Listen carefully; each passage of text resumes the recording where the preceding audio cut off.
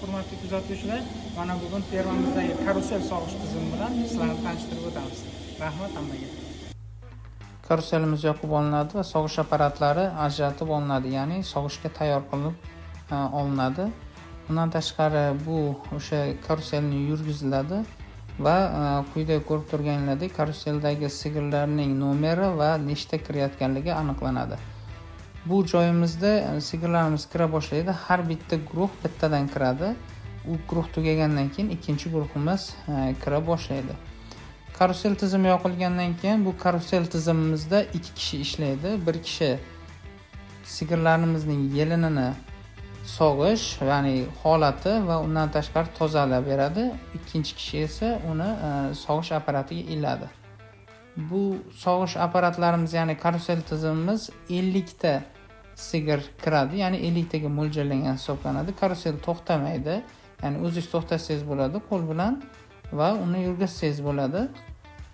Buning karusel tizimining qulay jihatlari shundan iboratki, juda tez sog'ish imkoniyatiga ega bo'ladi. E'tibor beradigan bo'lsanglar, sigirlarimiz orqaga aynan shu joyga kelishim chiqish sababi tepada tok mavjud. O'sha yerga kelgandan keyin ular sezadi va orqaga qarab chiqa boshlaydi. Bu joyimizda sog'ish apparatlarimiz yuviladi, chunki har bitta sigir sog'ib olingandan keyin bu vannalardan o'tadi. Sog'ish apparatimiz ko'rib turganinglardek 3 bosqichdan iborat bo'ladi. Bu vannalarimiz birinchi vanna o'sha antibiotikli suv, ya'ni dezinfeksiya qiladi. Ikkinchisi o'rtacha bo'ladi va uchinchisida oddiy suv bilan yaxshilab yuvib tozalanadi va undan keyin esa yana boshqa sigirlarimizga ilishda davom etib ketilaveriladi. Undan tashqari bu sigirlarimizdagi har bir chiqayotgan sigirimizning yelini yod bilan dezinfeksiya qilinadi. Bu yodni, ya'ni robotimiz amalga oshirib beradi.